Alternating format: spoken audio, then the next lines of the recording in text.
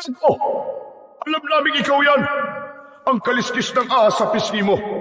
Ikaw lang ang batang may ganyan dito sa ating baryo. Ikaw pala ang batang may mga kamay na kobra. Kapitan! Hindi po ako masama! Kakampi niyo po ako! Hindi maaari ito. Tila nabot mo na ang lulok ng iyong kapangyarihan.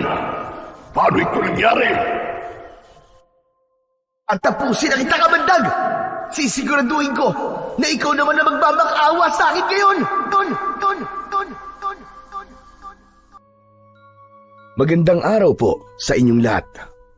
Ang kwentong inyong mapapakinggan ay tungkol sa batang si Greco na bugbog sa pangungutya dahil sa kaliskis ng ahas sa kanyang muka.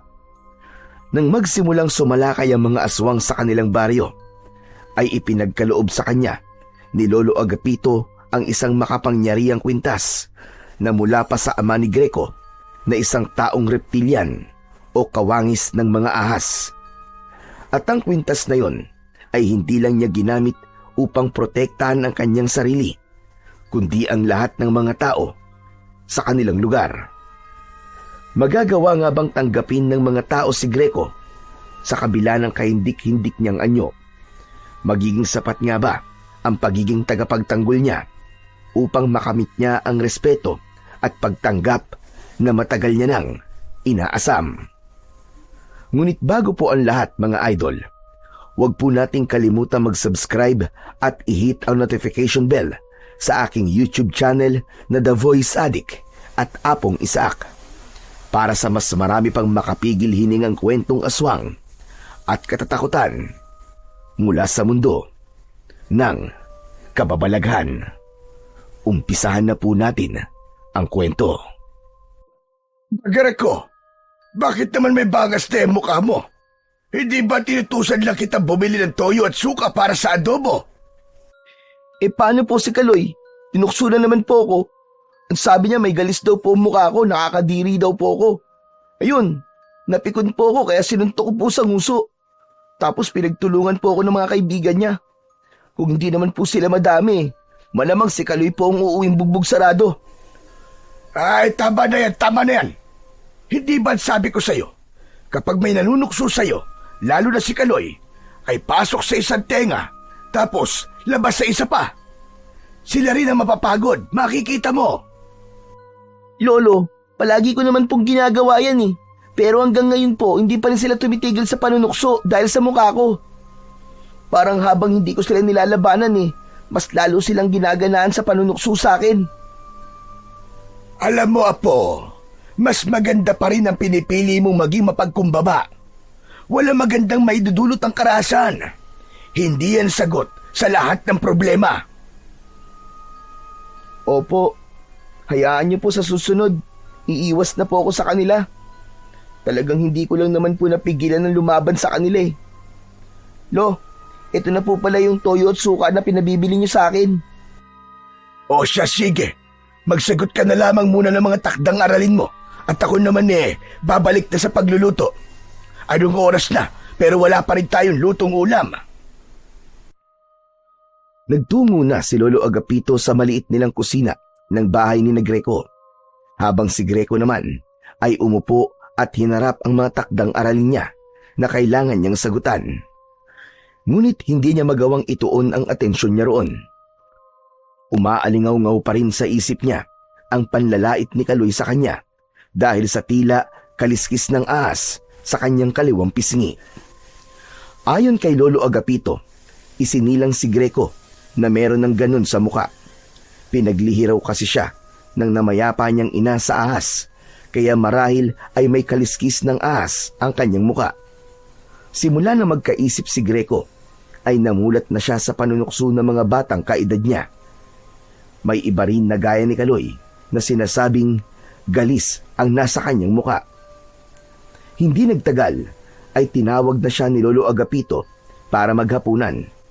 Habang kumakain ang maglolo, ay tahimik pa rin si Greco. Greco, Apo, bakit parang ang tamlay-tamlay mo? Huwag mong sabihin, ayaw mo ng ulam natin ngayon. Hindi ba paborito mo yung adobong baboy?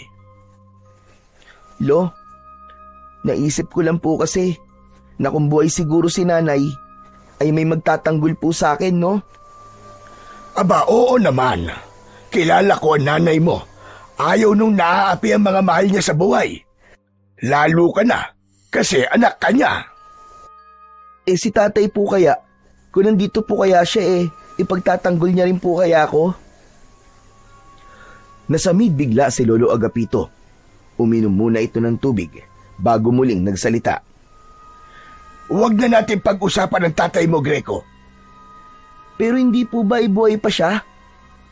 Buhay pa nga siya, pero iniwanan niya kayo ng nanay mo. Biruin mo, hindi ka pa naipapanganak sa mundo, ay para na siyang bulang naglaho. Kaya ayoko nang nababanggit mo ang tatay mo. Nagkakaintindihan ba tayo? Walang imik na tumango si Greco.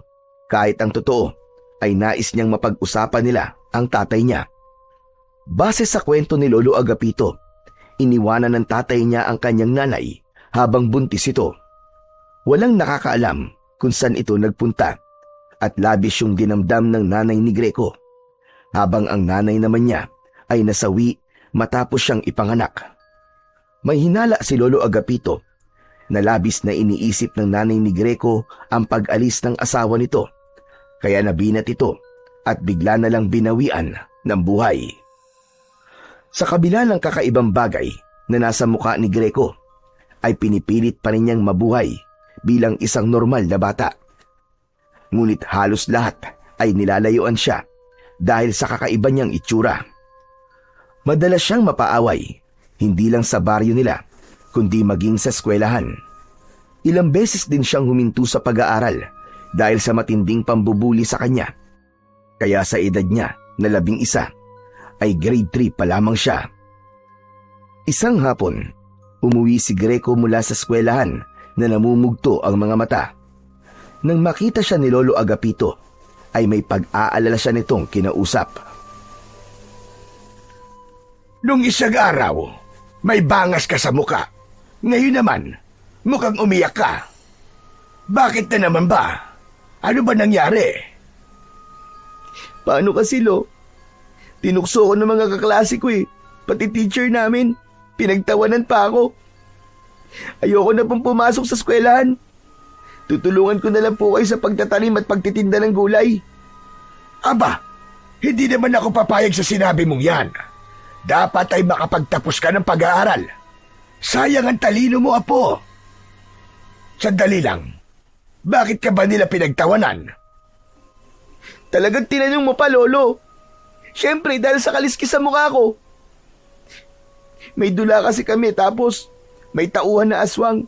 Ang sabi po ng mga kaklase ko, ako na lang daw po ang gumanap na aswang kasi nakakatakot na raw po ang mukha ko. Pinagtawanan po ako ng lahat. Tapos yung teacher namin, na umasa ako na ipagtatanggol ako, nakitawa na rin.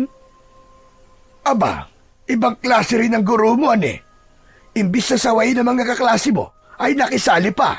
Abay, kagaling. Lo, wala na po bang pag-asa na maalis tong kaliskis sa mukha ko? Ano po kaya kung humingi na tayo ng tulong kay Mayor at baka pwedeng ipatanggal to sa mga doktor? Tinapik ni Lolo Agapito ang balikat ni Greco at ngumiti ito. Greco, alam ko na sa ngayon ay panunukso lang ang ibinibigay sa iyo ng mga kaliskis na yan sa iyong mukha. Pero darating ang panahon na magpapasalamat ka kasi meron ka niyan. Isa pa, yan ang pagkakakilanlan mo. Aba, kapag may nagtanong na sino nga ba yung batang may kaliskis ang mukha, hindi ba't ikaw kagad ang maiisip nila? Kahit na po, Lo, ayoko pa rin po nito. Gusto ko po maging normal na bata. Normal ka, Greco. Huwag mong iisiping hindi. Huwag mong hayaan ng ibang tao na magdikta sa iyo kung ano ang normal sa hindi. Tandaan mo ito, apo. Ano man ang kapansanan o itsura ng isang tao, basta't wala siyang ginagawang masama o hindi siya nananapak ng ibang tao, ay wala siyang dapat na ikahiya. Sige na, magpalit ka na ng damit mo at ng malaban na yung uniforme mo. Hindi na lang nakipagtalo si Greco kay Lolo Agapito. Kahit maganda ang sinabi ng matanda, ay hindi pa rin siya nito nakumbinsi na walang mali sa kanya, lalo na't alam niya na naiiba ang itsura niya sa ibang batang kagaya niya. Kaya nangako siya sa kanyang sarili na kapag may trabaho na siya, ay mag-iipon siya ng pera at ipatatanggal niya talaga sa mahuhusay na doktor ang kaliskis ng ahas sa kanyang muka. Makalipas ang ilang araw, kumalat sa baryo ni Greco ang pagkawala ng mga alagang hayop. May mga nagsabi rin na natagpuan ng ilan ang mga alagang baboy at kambing sa bukana ng gubat na wakwak ang tiyan at durug-durug ang mga lamang loob. Kahit walang alagang hayop, ay nakaramdam pa rin ng pagkabahala si Greco at Lolo Agapito sa pangyayaring yon sa lugar nila. Nakakatakot na talaga ang nangyayari dito sa baryo natin, Apo. Wala namang ganito noon. Sino namang kaya ang salarin sa pagpatay at pagkawala ng mga alagang hayop? Kaya nga po nadaanan ko nga po kanina si Aling Tonya. Nagmumura kasi yung mga manok niya ay nakita niyang wala ng mga ulo paggising niya. Lo, hindi po kaya adik ang gumagawa nun? Pwede. Pero, pwede ring aswang. Aswang? Totoo po ba talaga ang mga aswang, Lo?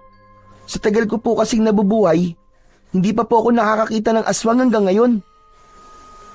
Kung makapagsabi ka namang matagal ka nang nabubuhay, ay parang magkaedad lamang tayo. Pero Apo, totoo. Totoo mga aswang. Ilang beses na ako nakakita nun. Alam mo ba, nung ipinagbubuntis ng lolo mo, ang nanay mo, ay inaswang siya. Mabuti na nga lang at matapang ako. Kinuha ko yung matalas na itak. Tapos hinarap ko yung aswang. Ayun, natakot sa akin. Kaya umalis na lang siya at hindi na bumalik kahit kailan.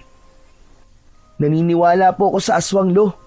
Pero dun po sa kinuwento nyo na natakot po sa inyo yung aswang, medyo may duda po ako Aba, huwag mo ko minamaliit ha.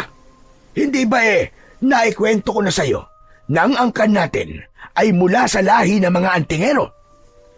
May ilang anting-anting akong namana sa lolo ko nun at karamihan ay ginagamit sa pakikipaglaban sa mga aswang. Talaga po? Inasan po yung mga anting-anting nyo, Lo? Wala na. Nawala ng lahat. Nung nagkaroon kasi ng malakas na bagyo dito sa ating baryo nun, ay nagiba tong bahay natin. Natabunan ng putik ang mga gamit natin, kasama na nga yung mga anting-anting. Hindi ka pa ipinapanganak nun, kaya hindi mo yun alam. Nagpatuloy ang kwentuhan ni Greco at Lolo Agapito tungkol sa mga aswang at anting-anting. Nakuha ng mga bagay na yon ang atensyon ni Greco sa dahilang hindi niya malaman. Isang gabi, magkatabing nakahiga sa papag sina Greco at Lolo Agapito. Kapansin-pansin na hindi mapakali si Lolo Agapito sa pagkakahiga. Minsan ay tatalikod dito ng higa, tapos bigla namang titihaya. Nang marinig ni Greco ang mahinang pagdaing ng lolo niya, ay hindi niya na napigilang magtanong. Lo, ano po ba nangyayari sa inyo? Ang likot-likot niyo po matulog Hindi po tuloy ako makatulog. Sumasakit kasi ang likod ko, Apo. Naghahanap ako ng magandang pwesto sa paghiga para mabawasan ang sakit. Dahil siguro to sa maghapong pagtatanim ko. Kasi naman kayo, Lolo Ang sabi ko po sa inyo, tutulungan ko kayo. Pero ayaw niyo naman po. At sige po, bibili na lang po muna ako ng gamot sa sakit ng katawan. Ang alam ko po bukas pa naman po ang tindahan ni Aling Berta Wag na. Kaya ko naman tuntisin. Matulog ka na at may pasok ka pa bukas sa eskwelahan. Hay naku, Lo. Sa tingin niyo po ba'y makakatulog po ako sa likod niyo? Sige na po, bibili na lang po ako ng gamot saglit. Hindi na nga nagpapigil pa si Greco kay Lolo Agapito. Tumayo siya at kumuha ng pera sa wallet ng lolo niya. Mag-isa siyang lumabas ng bahay nila at naglakad papunta sa tindahan ni na Aling Berta. Ngunit bago siya makarating sa tindahan, ay nakasalubong niya si Kaloy. Hindi niya sana ito papansinin, pero humarang ito sa daraanan niya. Mayabang siyang tinitignan ni Kaloy. Hoy! Bakit nasa labas ka pa ng ganitong oras, ha? Hindi mo ba alam na may aswang na gumagala? Aswang? Hindi pa nga sigurado kung aswang yung pumapatay sa mga hayop, di ba? Tsaka, bibili lang ako ng gamot ni Lolo. Tumabi ka nga dyan. Sa bagay, kung ako ang aswang, hindi rin kita bibiktimahin, no? Kasi, matatakot ako sa mukha mo. Hoy, Kaloy, kung ako rin ang aswang, hindi rin kita kakainin. Kasi paniguradong maasim ang dugo mo. Lasang panis. Parang amoy ng kilikili mo. Nagusot bigla ang mukha ni Kaloy sa sinabing yun ni Greco. Agad niyang nakita ang pag-angat ng kamao nito para suntukin siya. Bago pa man dumapo ang kamao ni Kaloy sa mukha niya, ay mabilis niya na yung nahawakan. Matalim ang mga matang tinitigan ni Greco si Kaloy. Magpasalamat ka dahil masunurin ako sa lolo ko. Sinabi niya na wag akong makikipag-away sa'yo. Alam mo bang kayang-kaya kitang bugbugin ngayon, Kaloy? Hindi ako natatakot sa'yo, no? May kaliskis ng asa mukha. Inaano ka ba ng kaliskis ko sa mukha, ha? Wala ka ba magawa sa buhay mo? Kaya pati ako, na nananahimik ay ginugulo mo? Siguro, hindi ka mahal ng mama mo, no? Ha, at least, meron akong mama. Eh ikaw, wala na. Tigok na. Hindi nagustuhan ni Greco ang sinabing ni Kaloy. Mariin niyang pinisil ang kamao nito at narinig niya ang pagtunog ng mga buto nito roon. Aray! Aray ko, tama na! Tama na, masakit! Marahas na binitiwan ni Greco ang kamay ni Kaloy. Umuwi ka na, Kaloy. Dahil kapag nagdilim ang paningin ko sa'yo, bubugbugin talaga kita dito. Tandaan mo, wala dito ang mga tropa mo ngayon. Kayang-kaya kitang balasahin. Umanda ka lang talaga sa akin bukas sa school. Aabangan kita sa gate. Matapos yun, ay nagmamadaling tumakbo palayo si Kaloy. Napailing na lamang si Greco dahil napatunayan niya na matapang lang pala si Kaloy kapag kasama nito ang mga kaibigan nito. Isinantabi muna niya ang inis niya at nagpatuloy na siya sa paglalakad papunta sa tindahan. Nagpasalamat sa Diyos si Greco sapagkat bukas pa ang tindahan ni Aling Berta at nakabili siya ng gamot na kailangan ng kanyang lolo Agapito. Bago siya umuwi, ay nagpaalala si Aling Berta na mag-iingat siya dahil may mga nagsasabi na meron na ngang aswang sa baryo nila at yun ang salarin sa pagkawala at pagkamatay ng mga alagang hayop. Likas kay Greco ang pagiging matapang, kaya ipinagkibit balikat niya na lamang yun at kampante siyang naglakad pa uwi.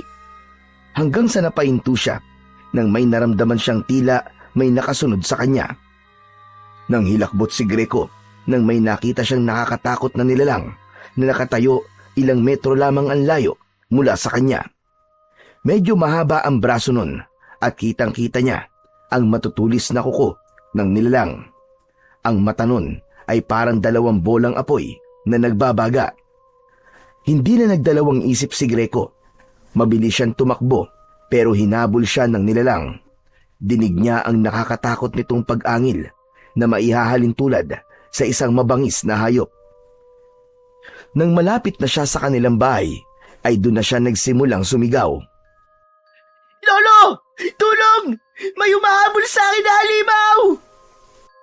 Bago pa makapasok si Greco sa bahay, ay bigla siyang sinunggaban ng nilalang sa kanyang likod. Napasubsob siya sa lupa. Naramdaman niya ang bigat ng nilalang sa likod niya hanggang sa bumaon ang mga ngipin nito sa kaliwang balikat niya. Lolo! Tulungan niyo ako! Pinapatay ako ng halimaw! Tulong! Bumukas ang pinto at lumabas si Lolo Agapito na may hawak na matalas na itak. Nanlaki ang mga mata nito nang makita ang nilalang na nasa likod ni Greco. Hindi ito nag-alinlangan na atakihin ang nilalang. Malakas nitong tinaga ang batok ng nilalang.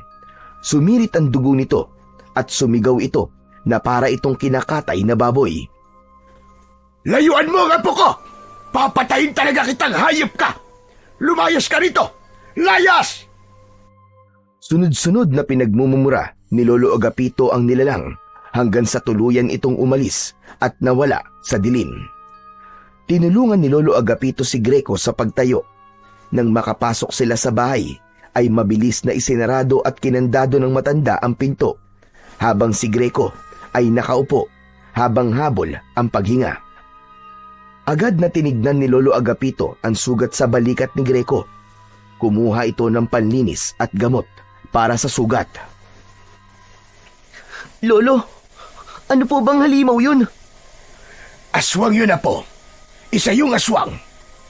Tama nga ang kumakalat na kwento na aswang ang dahilan sa pagkawala at pagpatay ng mga hayop dito sa ating lugar. Ngunit ang mas nakakatakot, pati yata tao ay binibiktima na niya. Mabuti na lamang at yan lamang ang nakuha mo, Apo. Hindi ko mapapatawad sa sarili ko kung napatay ka niya. Akala ko nga rin po kanina mamamatay na ako, Louie. Salamat po. Iniligtas niyo po ako. Mahigpit na niyakap ni Lolo Agapito si Greco. Ramdam niya ang labis na pag-aalala ng lolo niya sa kanya. Alam ni Greco na kung hindi agad nakalabas ang lolo niya, ay sigurado na sa oras na yon ay nasa kabilang buhay na siya. Kinabukasan, sa kabila ng sugat na natamo ni Greco mula sa aswang, ay pumasok pa rin siya sa eskwelahan dahil meron silang eksam. Habang mag-isang nakaupo sa ilalim ng puno ng mangga at kumakain ng turon, ay nilapitan siya ni Kaloy kasama ang mga kaibigan nito. Matalim na tinignan ni Greco si Kaloy. Tumayo siya at aalis na sana, pero hinawakan ni Kaloy ang braso niya. Sandali lang. Aalis ka naman kagad eh. Masyado ka naman suplado. Wala akong oras para sa mga kagaya mo, Kaloy. Ano ka ba? Hindi kita aawayin ngayon. Wala na sa akin yung mga pinagsasasabi mo sa akin kagabi. Papalampasin ko na lang yun. Ang gusto ko lang malaman ay kung totoo ba ang kumakalat na kwento sa baryo natin na inatake ka raw ng aswang kagabi. Paano mo nalaman yun? Yung lolo mo kasi, panay ang kwento. Sabi niya, totoong may aswang sa baryo at inatake ka raw. Buti nga raw at buhay ka pa ngayon. Siguro, natakot sa iyo yung aswang, no? Nang makita yung pagbumuka mo. Ang sabi siguro ng aswang, naku po, mas nakakatakot pa sa akin tong kaharap ko. Takbo na! Malakas na nagtawanan si Kaloy at ang mga kasama nito. Tumiim ang bagang ni Greco, ngunit mas pinili niyang kumalma. Alam niya na kung papatulan niya si Kaloy, ay ipapatawag na naman si Lolo Agapito sa school at baka maging dahilan pa yon para makick out siyang muli. Wala akong oras para makipag-usap sa'yo. Aba, napakatapang mo na talaga ngayon ah. Dapat siguro, napatay ka na lang nung aswang kagabi para may libreng biskwit at kapila sa inyo, para may pakinabang ka naman kahit papano. Inalis ni Greco ang kamay ni Kaloy sa braso niya at walang imik siyang naglakad papalayo. Dapat siguro, ikaw ang gawing palakot sa aswang, Greco. Sigurado ako na makita pa lang nilang mukha mo ay tatakbo na sila sa sobrang takot sa'yo. Patuloy lamang sa paglalakad si Greco. Nangako siya sa kanyang sarili na simula sa araw na yon ay iisipin na lamang niya na isang hangin si Kaloy. Napagtanto niya na walang maibubungang maganda ang pagsagot at pagpatol niya sa mga kagaya ni Kaloy na walang ibang nakikita kundi ang kapintasan ng ibang tao. Dumating sa punto na hindi na lang mga hayop ang nawawala sa baryo ni Greco. Kumalat ang balita na nawawala ang binatang anak ng kanilang kapitan.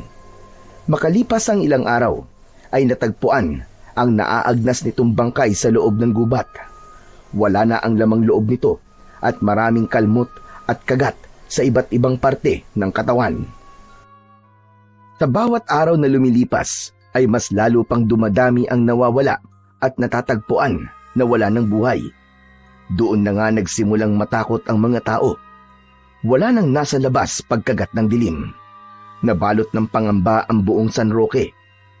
Nagsimula na rin kumalat ang bulong-bulungan sa kung saan-saan tungkol sa aswang na gumagala sa kanilang baryo. May ilan na mas piniling umalis na lamang at manirahan sa malayong lugar. Ngunit ang mga kagaya ni na Greco at Lolo Agapito na walang ibang mapupuntahan ay nanatili sa baryo. Isang umaga, napansin ni Greco na tahimik si Lolo Agapito habang nag-aalmusal sila. Hindi yun normal dahil sanay siya na magkwento ang matanda, lalo na kapag kumakain sila. Ramdam niya na may kung anong gumugulo sa isip ng kanyang lolo. Lo, kanina ko pa po napapansin. Bakit ang tahimik niyo po? May iniisip ka, no? Paanong hindi ako mag-iisip pa po? Nakakatakot na dito sa baryo natin. Kung may iba lang sana tayo mapupuntahan, sana'y umalis na tayo dito, gaya ng iba. Lo, hindi naman po tayo lumalabas tuwing gabi. Tsaka nag-iingat din po tayo. Palagay ko po ay okay na po yun, para hindi po tayo mabiktima ng aswang. Muntik lang naman po ako mapatay ng aswang dati, kasi nasa labas po ako. Hindi ganun kadaling maging ligtas sa isang lugar na may gumagalang aswang, Greco. Kayang-kaya nilang pasukin ang isang bahay kung nanaisin nila. Kaya nilang mag-ibang anyo para linlangin ang mga tao. Kung ako lang ang nandito, ay walang problema sa akin. Matanda na ako at handa na ako mamatay kahit na anong oras. Pero ikaw, Apo, ikaw ang inaalala ko. Napakabata mo pa at marami pang pwedeng mangyari sa iyong buhay. Lo, wag naman po kayo magsalita ng ganyan. Para po kasing nagpapaalam na kayo sa akin eh. Paano po ako, Lo, pag nawala po kayo? Saka, Lo, kaya ko naman po ang sarili ko eh. Sinusunod ko po ang mga sinasabi niyo sa akin para hindi po kayo nag-aalala. Alam ko, Apo, pero hindi natin alam mga pwedeng mangyari sa mga susunod na gabi. Kailangan ay masiguro kung ligtas ka at kung sakali man ay meron kang panlaban sa aswang. Natigilan si Greco. Seryosong seryoso ang lolo niya at parang may iba pa itong nais sabihin. Maya-maya ay malalim na huminga ang matanda. Tumayo ito at may kinuha sa lumang aparador. Nang bumalik ito sa pagkainan ay may hawak itong maliit na kahon na gawa sa kahoy. Inilapag nito yon sa gitna ng lamesa. Lo, ano po yan? Hindi sumagot si Lolo Agapito. Binuksan nito ang kahon at tumambad kay Greco ang isang kwintas na may kakaibang palawit. Ang palawit ay kulay itim na parang pinatigas na kaliskis. May kalakihan ang kaliskis kaya sigurado siya na nagmula yon sa isang malaking hayop. Lo, ano po ang kwintas na yan? Naibibenta po ba yan, Lo? Ang gusto ko sana ay manatiling lihim ang bagay na ito. Pero sa nangyayari ngayon, dito sa ating baryo, ay wala na ako mapagpipilian pa, kundi ang sabihin sa iyo ang lahat. Greco, makinig kang mabuti sa akin. Alam kong mahirap paniwalaan ang mga sasabihin ko, pero sana ay lawakan mo ang iyong pag-iisip.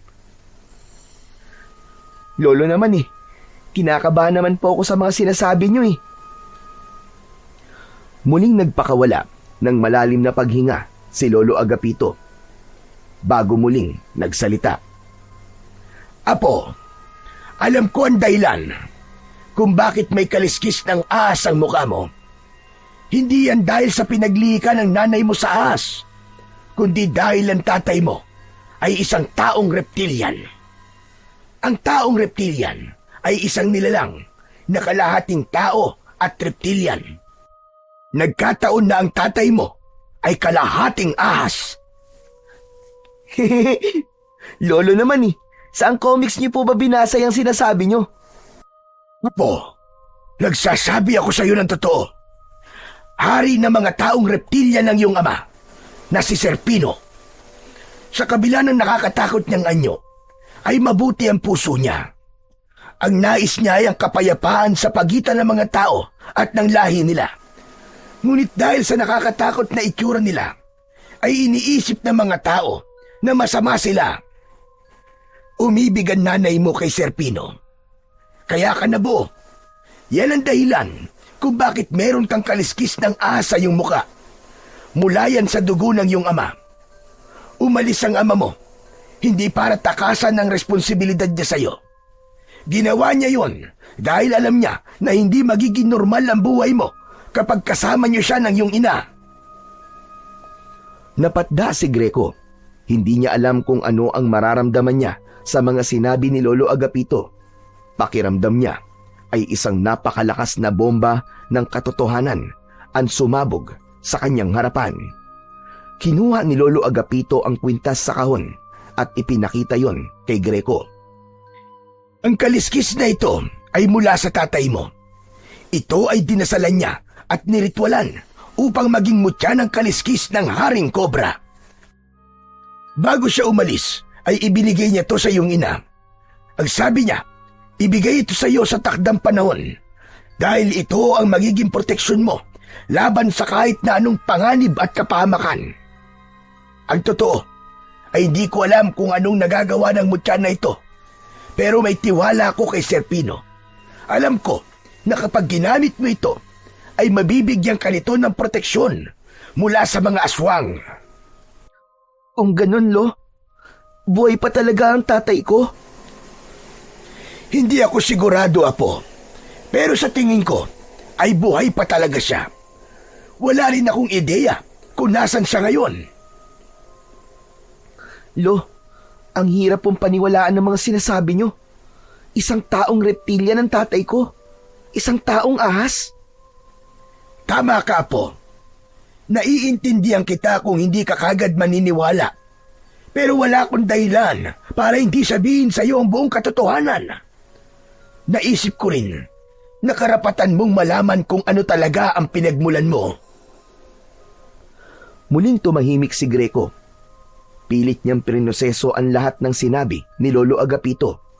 Nanlalamig ang buo niyang katawan at hindi niya lubos maisip na hindi buo ang pagiging tao niya dahil may nananalaytay na dugo ng taong reptilian sa kanyang ugat.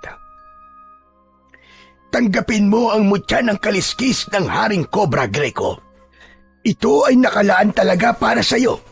Ito ang magiging proteksyon mo laban sa mga aswang. Isuot mo ito kapag handa ka na at kapag may nararamdaman kang panganib sa paligid. May pag-aalinlangan na kinuha ni Greco ang kwintas. Nang nasa palad niya na yon, ay may kakaibang init siyang naramdaman mula sa kaliskis. Tila may maliliit na bultahe na kumikiliti sa kanyang palad, kaya napagtanto niya na totoong merong kapangyarihan ang isang piraso ng kaliskis na yon. Matapos malaman ni Greco ang buong katotohanan sa kanyang pagkatao, ay hindi na natahimik ang utak niya.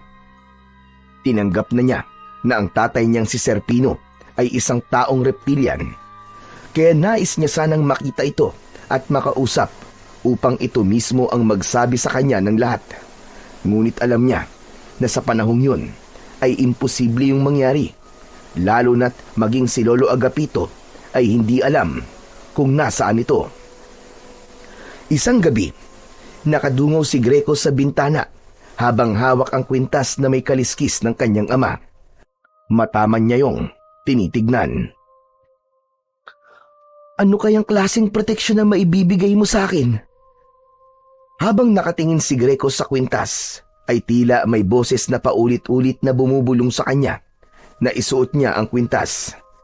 Hindi niya namalayan na kusa nang gumagalaw ang mga kamay niya. Isinuot niya sa kanyang leeg ang kwintas. Bigla siyang nakaramdam ng init na mabilis na kumalat sa kanyang buong katawan. Parang may biglang dumaloy na kuryente sa kanyang mga ugat at sumakit ang ulo niya dahil pumintig yun ng malakas. Nanginig siya sa takot habang unti-unting sumisikip ang hininga niya na parabang may nagbabagong malaki sa loob niya na hindi niya kayang kontrolin. Mabilis na lumapit si Greco sa salamin na nakasabit sa dingding. Pakiramdam niya ay huminto ang paghinga niya nang makita niya na hindi na normal ang kanyang mga mata. Ang bilog na itim sa kanyang mata ay naging dilaw at pahaba gaya ng isang ahas. Napaatras siya at agad niyang napansin ang kanyang kamay. Napasigaw siya sa gulat nang makitang nagbago ang itsura ng kanyang mga kamay at naging 2 ulo yun ng kobra. Gumalaw ang mga yon at lumalabas ang dila na parang may sariling buhay. Nang ibuka ng mga kobra ang bibig ng mga yon, ay nakita niya ang matutulis na pangil ng mga yon. Muling napasigaw si Greco sa labis na pagkabigla at takot. Lo! Lo, tulungan mo ako, Lo! Humahangos na pumasok sa bahay si Lolo Agapito. Ano ba nangyayari at sumisigaw ka? Naku, Diyos ko po! Mabagin langit! Ano nangyari sa'yo, Greco? Bakit may ganyan ang mga kamay mo? Maging si Lolo Agapito ay natakot sa itsura ni Greco. Kusang gumagalaw ang mga kobra niyang kamay na parabang yun ang may kontrol sa kanya. Hindi ko rin po alam, Lo. Isinuot ko lang naman po yung kwintas na binigay niyo sa akin eh. Tapos naging ganito na po ang itsura ko. Kapwa nataranta sina Greco at Lolo Agapito hanggang sa may narinig si Greco mula sa malayo na humihingi ng tulong. Kusang gumalaw ang katawan niya at bigla siyang tumalon sa bintana. Gwapo! Bumalik ka rito! Saan ka pupunta? Hindi ko po alam, Lo. Hindi ko po mapigilan ang mga paa ko. Tulungan niyo ako, Lo. Kahit anong pigil ni Greco sa pagakbang ng mga paa niya, ay hindi siya nagtagumpay. Tumakbo siya sa madilim na daan ng mabilis ang mga hakbang at halos hindi na dumidikit sa lupa ang kanyang mga paa. Hanggang sa makarating siya sa bukana ng gubat kung saan nakita niya ang isang lalaki na nakasubsob sa lupa.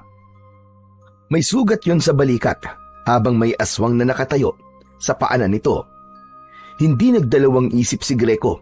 Itinaas niya ang kanyang mga kamay at agad na gumalaw ang 2 kobra na parang handang umatake. Mabilis siyang sumugod sa aswang at inundayan niya ng suntok ang aswang gamit ang kanang kamay at agad kinagat ng kobra ang braso ng halimaw. Napaatras ang aswang at umungol ito ng dahil sa labis na sakit. Umatake ang aswang kay Greco at tumalon ito papunta sa kanya. Subalit maagap siyang yumuko at binigwasan ng suntok ang tiyan nito. Ang kobra sa kanang kamay niya ay bumuga ng berdeng malagkit na likido at tumama yon sa muka ng aswang, direkta sa mata. Nagsisisigaw ang aswang habang mabilis na nilulusaw ng kamandag mula sa kobra ang muka nito. Gumapang ang likido pababa sa leeg nito hanggang sa umabot na sa tiyan. Para yung matapang na asido na sinusunog at nilulusaw ang bawat madaanan. Natunaw ang laman ng aswang hanggang sa umusok ang buong katawan nito at tuluyang humandusay sa lupa. Humihingal si Greco. Nanginginig siya sa pagod at kaba. Lumapit siya sa lalaking kanyang sinagip. Ngunit sa halip na magpasalamat ay nanlaki pa ang mga mata nito nang dahil sa takot. Napatingin ito sa mga kamay na kobra ni Greco at napasigaw ang lalaki, sabay takbo palayo. Ayos ah. Bigla na lang umalis. Salamat ah. Ikaw na nga niligtas eh. Ikaw pa ang tumakbo. Napako si Greco sa kanyang kinatatayuan. Tumingin siya sa kanyang mga kamay na hindi niya maikakaila na talagang kakaiba. Ano ba itong nangyayari? Bakit parang ang lakas-lakas ko kanina? Nang sandaling yon ay dumating na si Lolo Agapito. May dala itong kumot at itinakip nito yon sa mga kamay ni Greco. Pagkakita ng matanda sa walang buhay na katawan ng aswang ay nagulat ito. Diyos ko po, mahabagin langit! Greco, ikaw ba may gawa niyan? Hindi po ako, Lo. Ito pong 2 kobra sa kamay ko. Para pong kinokontrol nila ako eh. Wala po akong nagawa. Ang mabuti pa ay sa bahay na tayo mag-usap. Mahirap na at baka may makakita pa sa'yo rito. Inakay ni Lolo Agapito si Greco pabalik sa bahay nila. Nakayuko siya dahil baka may makakitang ibang tao sa kakaiba niyang mga mata. Habang ang kumot ay hindi niya inalis sa mga kamay niya na hanggang sa sandaling yun ay ulo pa rin ng kobra. Hindi nagtagal ay nakarating na sina Greco sa bahay. Mabilis na isinarado ni Lolo Agapito ang pinto. Magkaharap silang naupo sa sala. Marahang inalis ni Lolo Agapito ang kumot na nakatakip sa mga kamay ni Greco nang bigla na lamang muntik nang tuklawin ang matanda ng mga kobrang kamay ni Greco. Mabuti na lang ay mabilis yung nabawi ni Greco. Pambihira! Ano ba yung mga kobrang yan? Masyadong agresibo. Hoy, kayong dalawa! Huwag niyong sasaktan ng Lolo Agapito ko! Tila naintindihan ng dalawang kobra ang sinabi ni Greco at kumalma na ang mga yon. Maya-maya ay nababahalang tumingin si Greco sa kanyang lolo. Lo, ano pong gagawin natin? Ayoko pong ganito mga kamay ko. Hindi po ako makakapasok sa eskwelahan at di po ako makakalabas ng bahay. Lo, ano gagawin ko, Lo? Sandali at nag-iisip ako. Huwag kang mataranta. Ano wag mataranta, Lo? Sabihin niyo nga po sa akin. Kayo po ba kapag naging kobra mga kamay niyo, hindi po ba kayo matataranta? Matataranta natural. Pero hindi tayo makakapag-isip ng maayos kung di tayo kalmado. Pero hindi ba, at sabi mo kanina, ay naging ahas sa mga kamay mo nang isuot mo ang kwintas? Opo, tama po kayo. Kung ganon, sige, hubarin mo ang kwintas po. Paano ko nga po mauhubad, Lolo? Ayaw po sumunod sa akin ng dalawang kobra na to. Oh. Kayo na lang po magubad ng kwintas ko, Lo. Hindi ba ako tutuklawin ng mga yan? Baka mamaya bugahan din ako ng kamandag ng dalawang yan, gaya ng ginawa nila doon sa aswang, at bigla na lamang ako matunaw dito. Yun nga po, hindi ko rin po alam eh. Hindi ko nga po sila makontrol, di ba? Ay nako! Ano ba kasing klaseng kwintas ang ibinigay sa'yo ng tatay mo? Hindi ko naman nakalain na magiging ganyan ang itsura mo at ang mga kamay mo. Sige na, Lo, alisin niyo na po yung kwintas. Baka po tama kayo na kailangan ko pong alisin ang kwintas na to para bumalik po ako sa dati kong anyo. Tumayo na si Lolo Agapito at pilit nitong kinalma ang kanyang sarili. Nang aabutin na nito ang kwintas, ay sabay na lumingon ang dalawang kamay na kobra ni Greco na parabang aatake ang mga ito. Oo, nakita mo na. Parang tutuklawin nila ako, Apo. Diyos ko, ayoko pang mamatay. Hoy, ano ba kayong dalawa, ha? Hindi ba't sinabi ko na sa inyo na huwag niyo sasaktan si Lolo Agapito? Kapag sinaktan niyo siya, ipapaputol ko kayo, sige. Umurong ang mga kobra na parabang natakot ang mga yon sa sinabi ni Greco. Muling sinubukan ni Lolo Agapito na hubarin kay Greco ang kwintas at nagtagumpay na nga ito sa pagkakataon na yon. Nang maalis sa katawan ni Greco ang kwintas, ay naramdaman niya na tila may humugot ng lakas at enerhiya sa kaloob-looban ng kanyang katawan. Naging mabilis ang pagbabalik niya sa dati. Unti-unting lumiit at bumalik sa normal ang kanyang mga kamay at nawala na ang mga ulo ng kobra sa kanyang kamao. Maging ang mga mata niya ay muling bumalik sa normal. Manghang-manghang pinagmasdan ni Greco ang mga kamay niya. Lo, tama nga po kayo. Kailangan ko lang pong hubarin ng kwintas para bumalik po ako sa dati kong anyo. Ang mga mata ko po ba, Lo? Tignan niyo nga po. Okay na ba? Patingin nga. Okay na, Apo. Normal ka na ulit. Sabi ko na nga, at kailangan mo lang hubarin ang kwintas. At kung gusto mo ulit na maging kobra ang mga kamay mo, ay isuot mo lang ang kwintas. Hindi na po. Ayoko na pong isuot ang kwintas na yan. Ayoko na pong maging kobra ulit ang mga kamay ko. Lalo na po parang sila po ang kumokontrol sa akin eh. Pero Greco, hindi mo ba naiisip na baka kaya ibinigay ng tatay mo ang kwintas na to sa'yo ay upang gamitin mo ito sa kabutihan at pagtulong sa mga tao? Hindi ko naman po kayo maintindihan, Lo eh. Paano po ako makakatulong sa mga tao gamit ang kwintas ng tatay ko? Tignan mo, yung ginawa mo kanina, yung pagpatay mo dun sa aswang. Hindi ba, tinulungan mo yung lalaki na tumakbo? Nakasalubong ko kasi sa kanina at sinabi niya na merong isang batang may ahas sa kamay na pumatay dun sa aswang. Sandaling natahimik si Greco at pinag-isipan ang sinabi ni Lolo Agapito. Oo nga po, tinulungan ko nga po siya. Pero natakot din po siya sa akin dahil sa itsura ko eh. Akala niya po yata aswang din ako. Ito na lang ang isipin mo, Apo. Dahil siguro nais ng tatay mo na makita ng mga tao na sa kabila ng nakakatakot na anyo ng mga taong reptilian ay kakampi sila ng mga tao. Hindi ba't nasabi ko na sa'yo na ang layunin ng iyong ama ay ang magkaroon ng kapayapaan sa pagitan ng mga tao at ng mga taong ahas? Ibinigay niya sa iyo ang kwintas upang gamitin mo ito sa pagtulong sa mga tao, upang makita ng mga tao na hindi kalaban ang inyong lahi. Ibig po bang sabihin ay makikipaglaban na po ako sa mga aswang mula ngayon? Kung kinakailangan ay oo, Greco. Hanggang sa makita ng mga tao, nakakampi ka at hindi kalaban.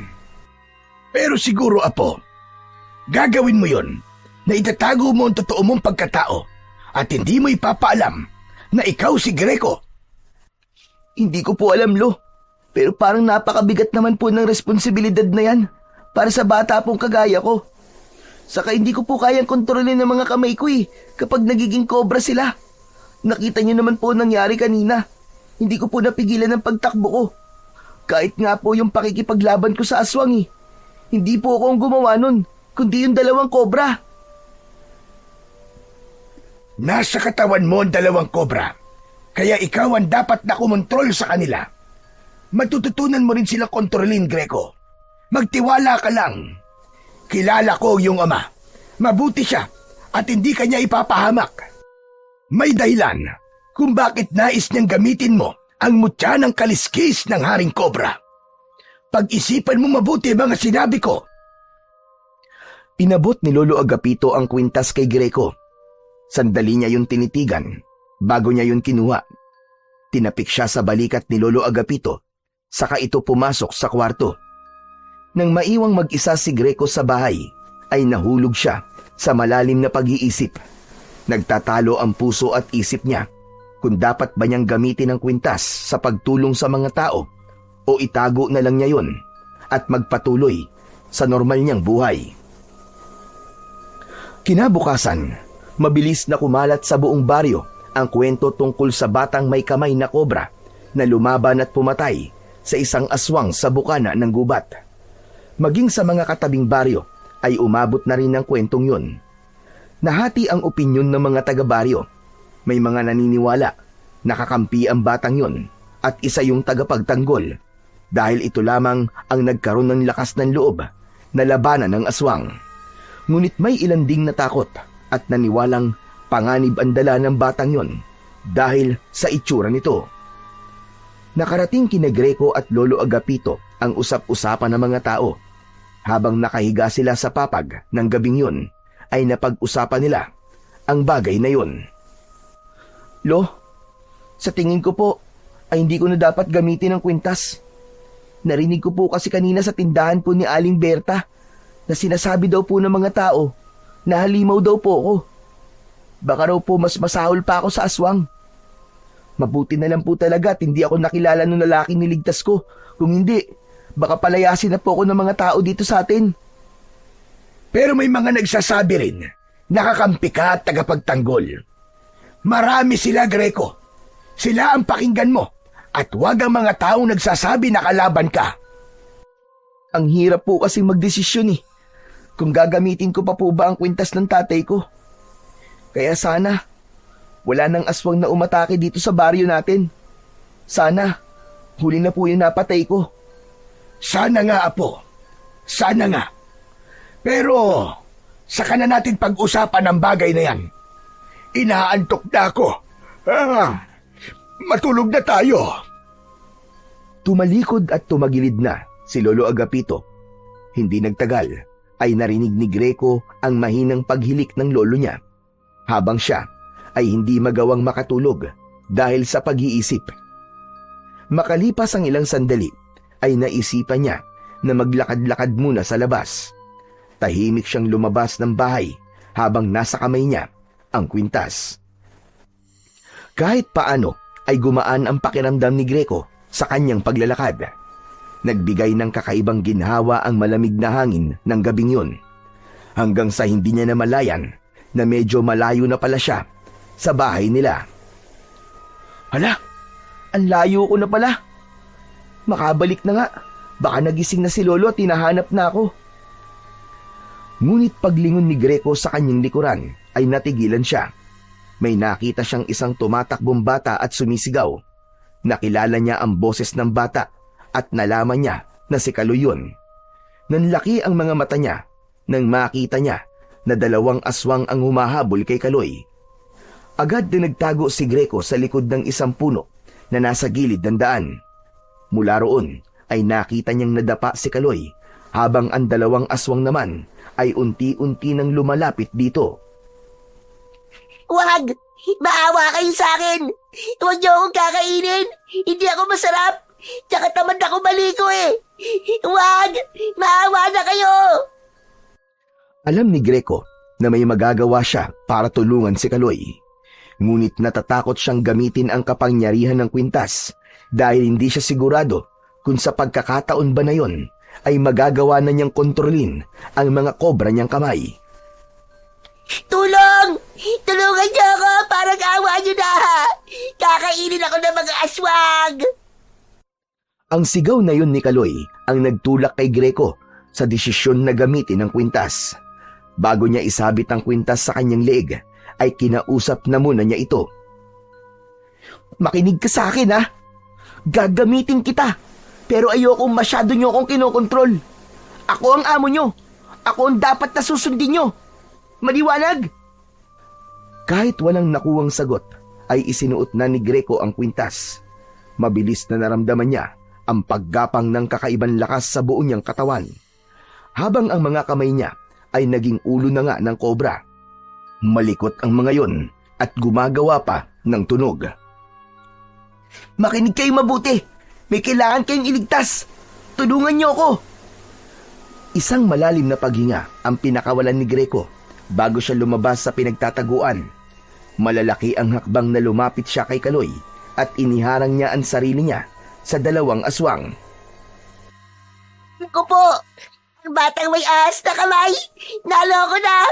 May halimaw! Tumahimik ka nga. Ang ingay mo. Ikaw na nga nililigtas eh.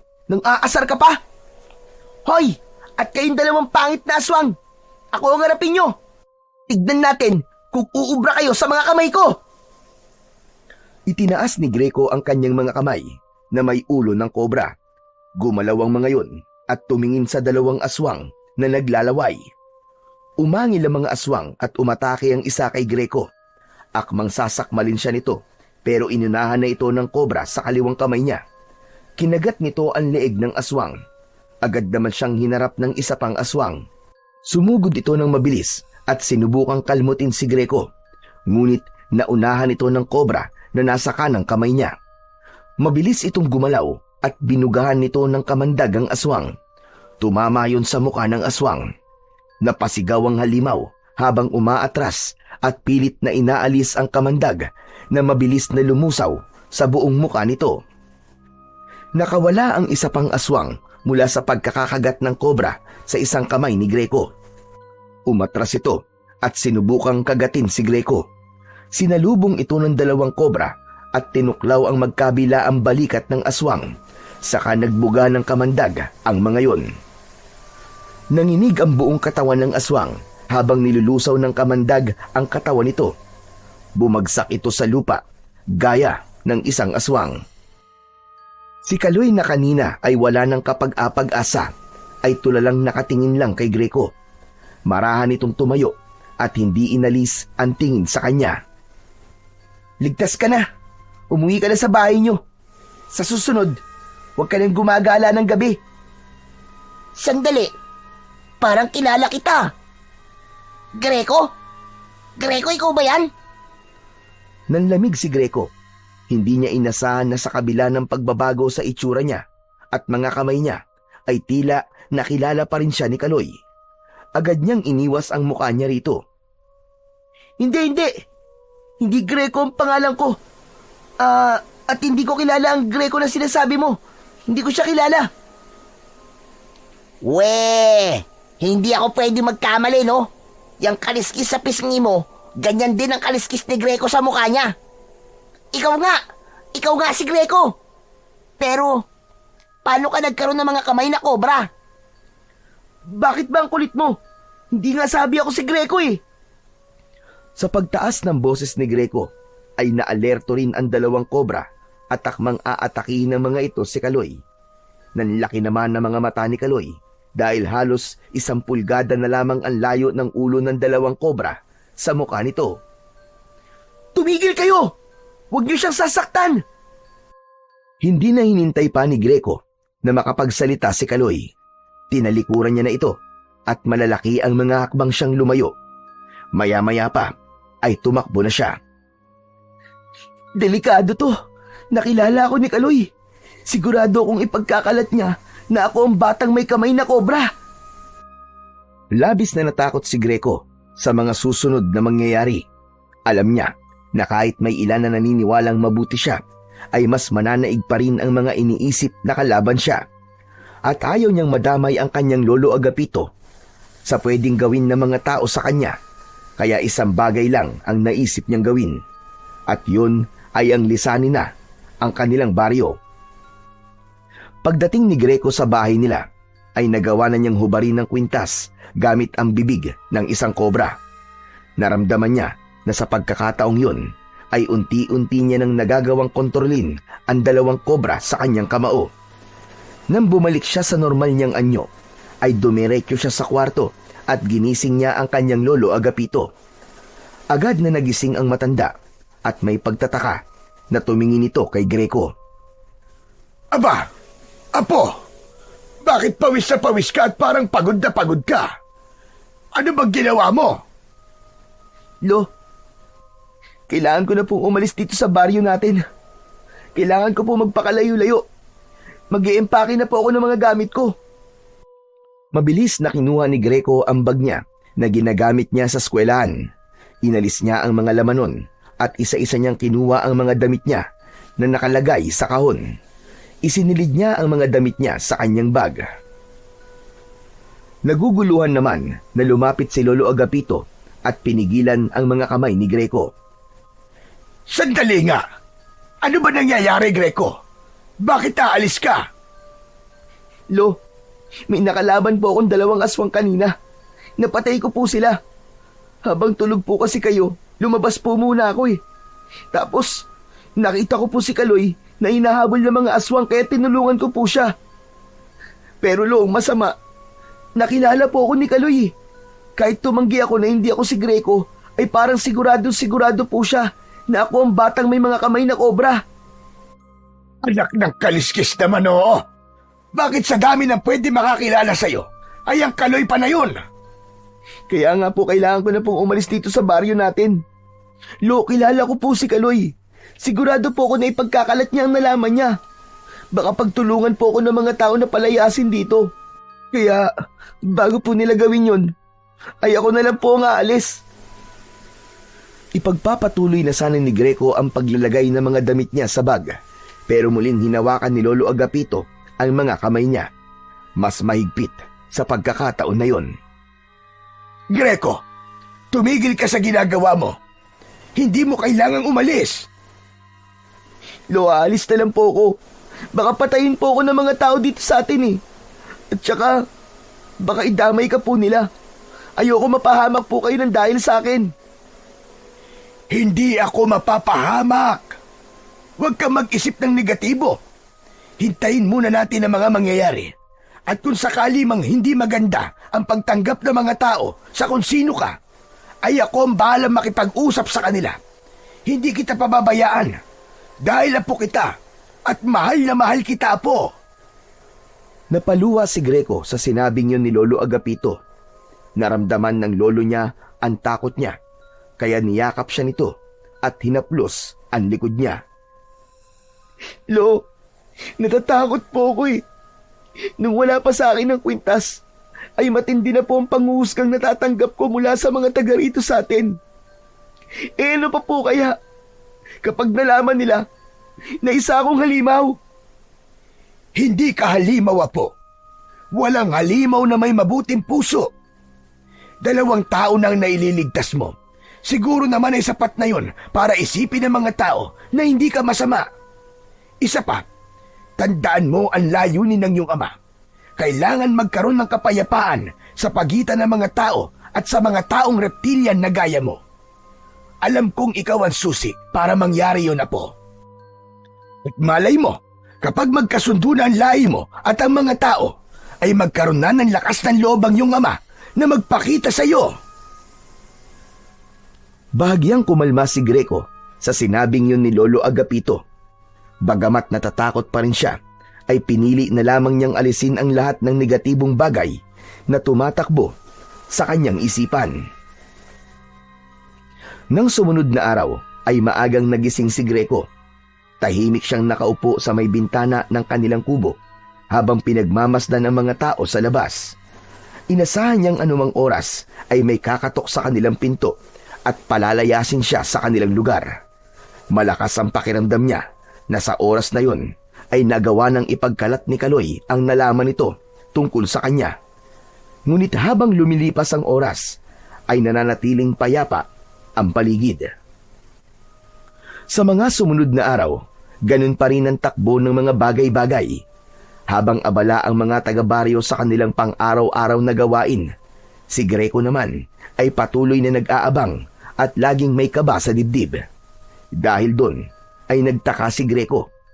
Isang umaga, habang abala si Lolo Agapito sa pagsisibak ng kahoy sa likod ng bahay, ay nilapitan niya ito at kinausap. Lo, nagtataka lang po ako. Bakit po kaya hanggang ngayon wala pa rin pong pumupunta mga tao dito sa bahay natin para palayasin ako? Aba, bakit? Gusto mo bang mangyari yon? Hindi naman po.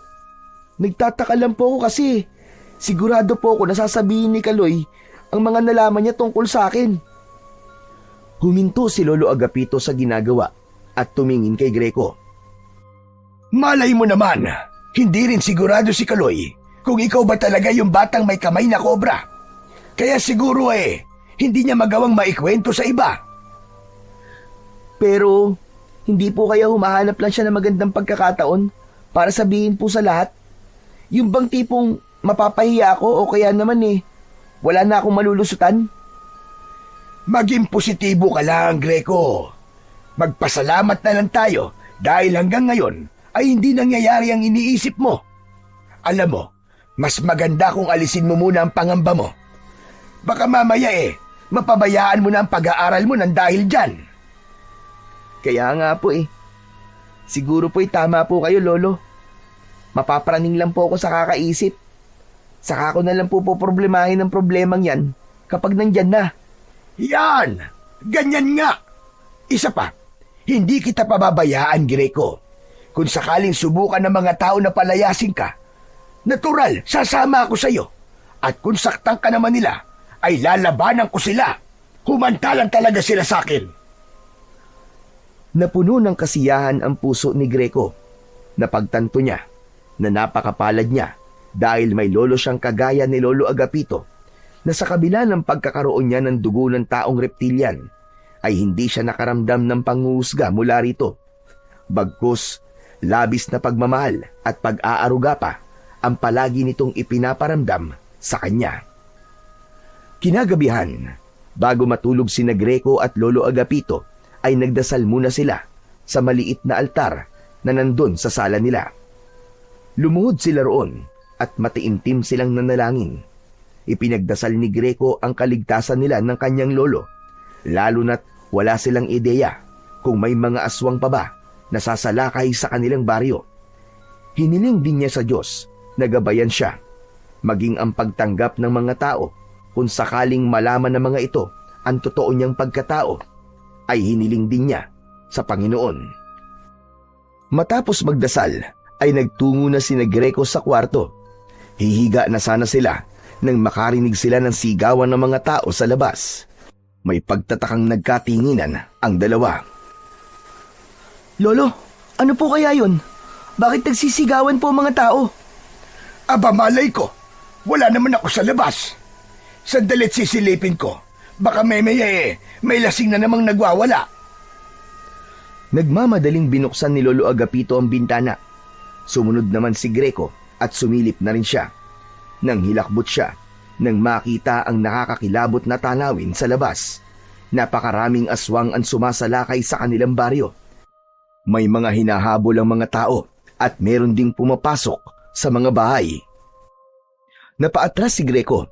Kinuha niya ang kwintas ng mutya ng kaliskis ng haring kobra na nakasabit sa likod ng pinto ng kanyang kwarto.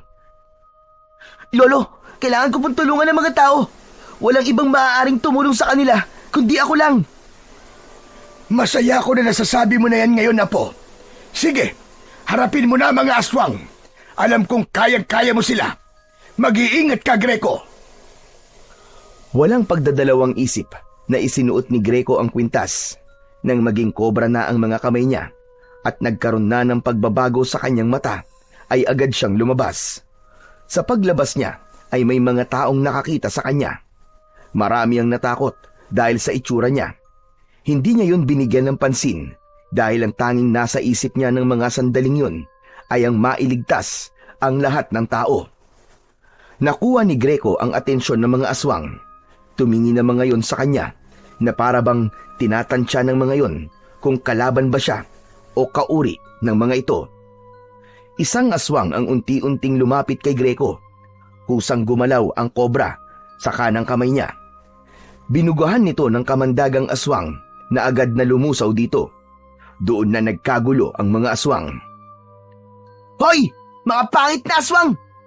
Kung iniisip nyo, nakakampi nyo ako dahil gaya nyo ay nakakatakot ang aking itsura, nagkakamali kayo. Bibigyan ko pa kayo ng pagkakataon para umalis dito. Pero kung magmamatigas kayo, ay mapipilitan akong paslangin kayong lahat. Magkakasabay na umalulong ang mga aswang. Nanlilisik ang mga mata ng mga ito habang nakatingin kay Greco. Inihanda ni Greco ang sarili niya. Hindi siya sigurado kung kaya niyang makipaglaban sa ganong karaming aswang, ngunit hindi rin niya kayang walang gawin at hayaan na mamatay ang mga tao sa kanilang baryo. Sumugod ang unang grupo ng mga aswang. Tumalon si Greco at ginamit niya ang liksi ng katawan upang salubungin ang isang aswang sa ere. Umikot siya sa ere at pinaikot niya ang kanyang katawan sabay tadyak sa muka ng kalaban.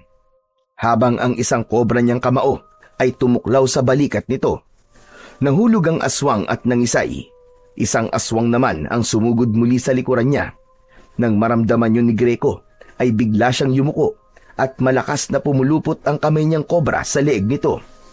Nang marinig niya ang pagkabali ng buto sa leeg ng aswang, ay agad niya yung pinakawalan. Dalawang aswang pa ang umatake kay Greco, subalit mabilis na pinakawalan ng dalawang kobra ang kamandag ng mga ito. Tinamaan ang isa sa muka at nagsisisigaw ito nang dahil sa labis na sakit habang natutunaw ang balat. Ang isa ay nakalapit at sinubukang kagatin si Greco, pero mabilis siyang lumundag paatras. Hinayaan niyang gumalaw ang mga kobra niyang kamay. Dinuraan ng mga ito ang aswang na yon. Naging sunod-sunod ang mga aswang na umatake kay Greco, hanggang sa napaligiran na siya ng mga aswang. Subalit mabilis na nag-isip si Greco. Itinutok niya sa kaliwat kanan ang mga kamay niyang kobra at mabilis siyang umikot habang walang tigil na nagpapakawala ng kamandag ang dalawang kobra. Halos magkakasabay na bumagsak ang mga aswang na nasa paligid ni Greco. Lahat ay tinamaan ng kamandag at nangingisay sa lupa habang unti-unting nalulusaw. Nang makita ng mga natitirang aswang ang sinapit ng kanilang mga kasama, ay napaatras sa mga yon. Mabilis na tumakas sa mga aswang dahil sa labis na takot kay Greco. Labis ang kasiyahan ni Greco nang makita niya na marami siyang napatay na mga aswang. Ngunit ang ngiti sa labi niya ay napalitan ng pagkabahala nang mapansin niya ang mga tao na unti-unting lumalapit sa kanya. Marami roon ay may mga dalang itak at kutsilyo. Isa sa mga may hawak ng itak ay ang kanilang kapitan na si Kapitan Waldo. Greco, alam namin ikaw yan. Ang kaliskis ng ahas sa pisngi mo. Ikaw lang ang batang may ganyan dito sa ating baryo. Ikaw pala ang batang may mga kamay na kobra. Kapitan, hindi po ako masama. Kakampi niyo po ako! Hindi! Hindi kami naniniwala. Nakita namin ang kaya mong gawin at sigurado na hindi lang sa mga aswang mo yung gagawin, kundi sa aming mga tao rin. Lumapit si Lolo Agapito kay Greco at mahigpit siya nitong niyakap. Inalis nito ang kwintas at bumalik na si Greco sa normal niyang anyo. Kapitan, magulos dili kayo. Totoo ang sinabi ni Greco. Huwag niyo siyang husgahan dahil lang sa itsura niya. Tignan niyo. Siya si Greco. Siya ang apo ko. Kaya niyang bumalik sa pagiging tao. Wala kaming pakialam, Lolo Agapito. Siguro kaya pinapatay niya ang mga aswang ay para wala siyang kaagaw sa pagkain sa mga tao. Ang dapat sa apo mo ay palayasin. Mas lalong natakot si Greco nang may sumigaw na mas maganda kung papatayin na lang siya. Naging sunod-sunod na ang sigawan ng mga tao at halos lahat ay gustong patayin si Greco. Mas lalong humigpit ang pagkakayakap ni Greco at Lolo Agapito sa isa't isa. Kung papatayin niyo si Greco, ay patayin niyo na rin ako. Umalis ka dyan, Agapito. Huwag mong protektahan ang halimaw na yan. Tumigil ka, Kapitan. Apo ko ang sinasabi mong halimaw. Patuloy sa sigawan ng mga tao, may mga nagsasabi na pati si Lolo Agapito ay dapat ding patayin dahil baka daw pati ito ay halimaw na rin, kagaya ni Greco. Nagkakamali kayo! Hindi halimaw ang lolo ko! Ako na lang ang patayin niyo! Lolo, umalis ka na! Hayaan mo nang gawin ng mga tao ang gusto nila! Mula sa kumpulan ng mga taong nakaikot kina Greco at Lolo Agapito ay lumabas si Kaloy. Hingal na hingal ito. Laking gulat ni Greco nang tumayo ito sa harapan niya habang nakaharap sa mga tao. Kung papatayin niyo si Greco, ay patayin niyo na rin ako. Kaloy, anong ginagawa mo? Kung hindi ako niligtas ni Greco, ay patay na sana ako ngayon. Pinatay na sana ako ng aswang. Utang ko sa kanya ang buhay ko. Umalis ka dyan, Kaloy. Huwag ka nang dumagdag sa problema namin. Talagang iniisip nyo na halimaw si Greco? Siguro halimaw ang panlabas niya, pero hindi ang panloob niya. Kahit palagi ko siyang inaaway, ay iniligtas pa rin niya ako. Saka hindi ba kayo nag-iisip? Kapag pinatay niyo si Greco, sino ba lalaban sa mga aswang? Sino ba magtatanggol sa atin? Sa tingin niyo ba, ay wala nang aswang ang sasalakay dito sa baryo natin? Marami pang nakatakas, nakita niyo naman. Sigurado ba kayo na hindi na sila babalik dito para patayin tayong lahat? Para magigante? Hindi makapaniwala si Greco na si Kaloy ang nagsabi ng mga salitang yun. Hindi ganun ang pagkakakilala niya kay Kaloy. Ang alam niya ay puro panglalait ang lumalabas sa bibig nito. Pakiramdam niya tuloy ay hindi si Kaloy ang nasa harapan niya. Natahimik ang lahat ng mga tao matapos magsalita ni Kaloy. Maging si Kapitan Waldo ay lumambot ang muka at parang may isang bagay itong napagtanto. Mga kasama, tama si Kaloy. Hindi natin pwedeng patayin si Greco. Kapag pinatay natin siya, ay wala na makikipaglaban sa mga aswang. Sa ngayon, siya lang talaga may kakayahan na harapin ang mga aswang. Nagsimulang magbulungan ang mga tao sa paligid ni Greco. Patuloy ang kaba ni Greco dahil hindi niya alam kung makukumbinsi ba ang mga tao na huwag siyang patayin. Umuwi na tayong lahat, mga kasama. Magpahinga na tayo. Dahil bukas ay marami tayong aayusin ng mga sinira ng mga aswang. Pinangunahan ni Kapitan Waldo ang pag-alis. Matapos yun, ay isa-isa nang umalis ang mga tao hanggang sina Greco, Lolo Agapito at Kaloy na lamang ang natira roon. Humarap si Kaloy kay Greco at pabiru siya nitong sinuntok sa dibdib. Magpasalamat ka sa akin at ipinagtanggol kita. Oo nga eh. Salamat, Kaloy ah. Salamat kasi kung hindi ka pa dumating, baka pinatay na ako ng mga tao. Hindi ko naman pwedeng hayaan na mamatay ang taong tumulong sa akin, no? Utang ko sa'yo ang buhay ko, Greco. Ako rin, kailangan ko magpasalamat sa'yo. Salamat kasi kahit palagi kitang inaaway, iniligtas mo pa rin ako Kahit pwede mo naman akong pabayaan ng gabing yon.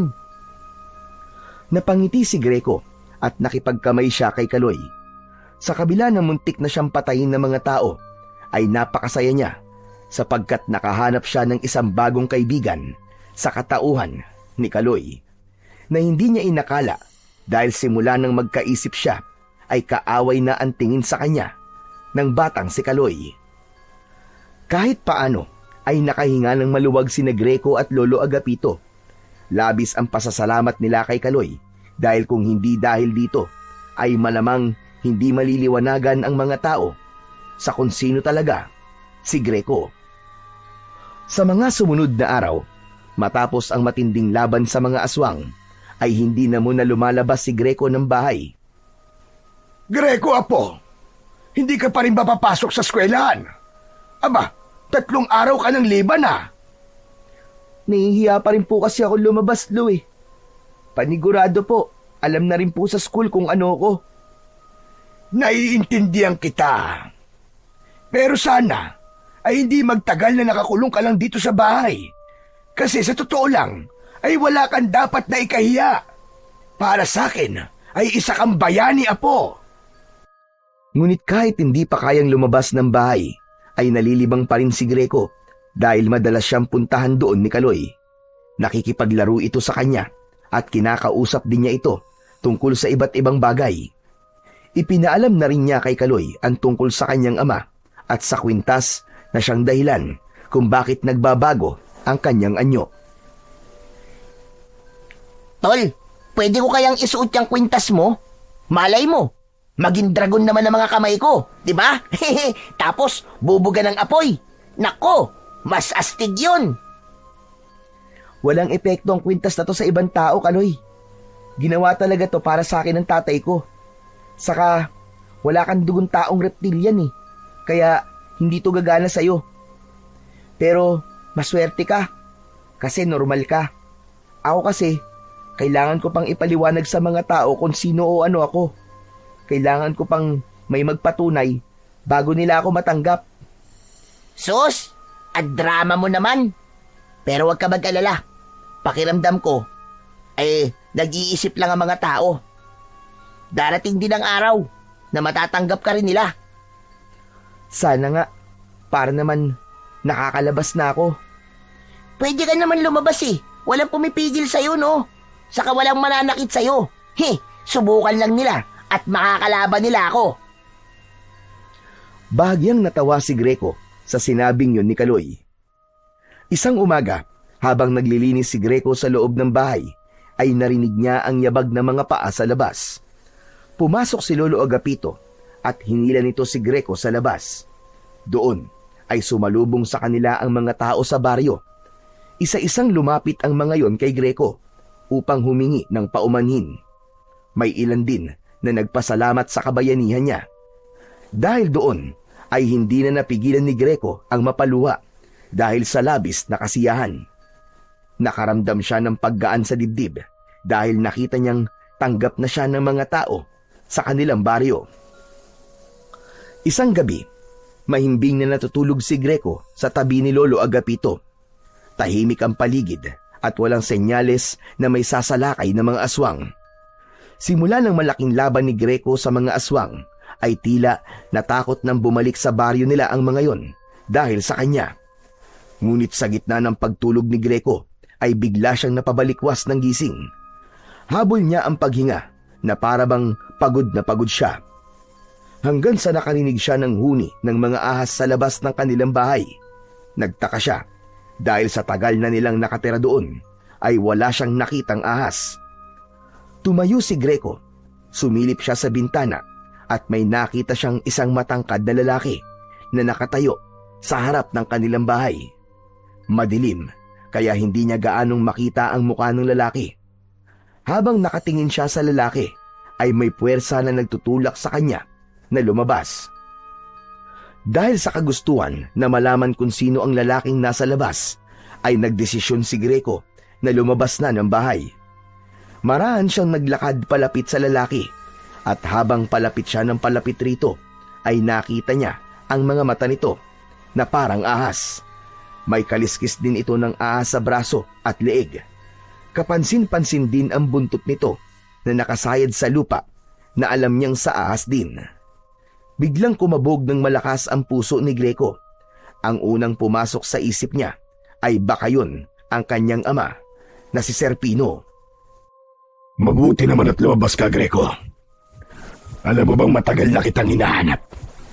Narinig ko na may isang batang may mga kamay na kobra ang nakikipaglaban sa baryo na ito. At alam ko na ikaw na kagad yun. Teka, kayo po ba ang tatay ko? Hindi ako ang iyong ama. Si Serpino ay kapatid ko. Mas matanda siya sa akin. Ang pangalan ko ay Kamandag. At tulad ng iyong nakikita, ako ay isang reptilian na katulad mo. Kung ganun, tiyuhin ko po pala kayo. Akala ko po kasi kayo na po ang tatay ko eh. Walang naramdamang takot si Greco kay Kamandag, lalo na't nalaman niya na kapatid ito ng kanyang ama. Tiyo, alam niyo po ba kung nasan po ang tatay ko? Walang nakakaalam kung nasan si Serpino. Matagal ng panahon simula nang bigla na lang siyang naglaho. Kaya bilang kapatid niya, ay ako na ang pumalit bilang bagong hari ng maharlikang lipi ng mga reptilian. At may mahalaga akong sasabihin sa'yo. Kaya kita hinahanap. Ano pong sasabihin niyo sa akin? Humakbang si Kamandag at inilapat nito ang magaspang nitong kamay sa balikat ni Greco. Kailangan kita, Greco. Kailangan kong kapangyarihan ng mutya ng kaliskis ng Haring Cobra. Alam ko na ikaw lang ang maaaring gumamit ng mutyang yon dahil ginawain ni Serpino para sa'yo. Gusto ko na magkaisa tayo sa iisang layunin. Nagliwanag ang mukha ni Greco sa kanyang narinig mula sa kanyang tiyuhin. Iisang layunin? Ang ibig niyo po bang sabihin ay tutulungan niyo akong labanan ng mga aswang? Kung ganun, mas lalakas po ang pwersa natin laban sa kanila.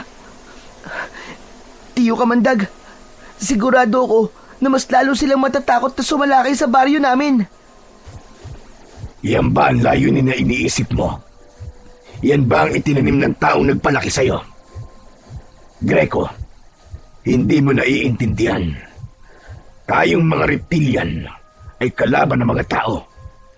Matagal ng panahon na itinuring nila tayong mga halimaw. Marami na silang pinatay sa mga kalahi natin. At silang dahilan kung bakit kakaunti na lamang ang mga kagaya natin dito sa mundo. Teka, ibig niyo po bang sabihin? Gusto niyo po na tulungan ko po kayo na pumatay ng mga tao? Ganun na nga. Sisimulan natin dito sa baryong ito. At kapag napatay na natin ang lahat ng mga tao nito, ay dito tayo magtatayo ng ating bagong kaharian. Mula rito, ay papalaganapin natin ang ating pananakop. At ikaw, Greco, bilang aking pamangkin, ay siyang magiging kanang kamay ko.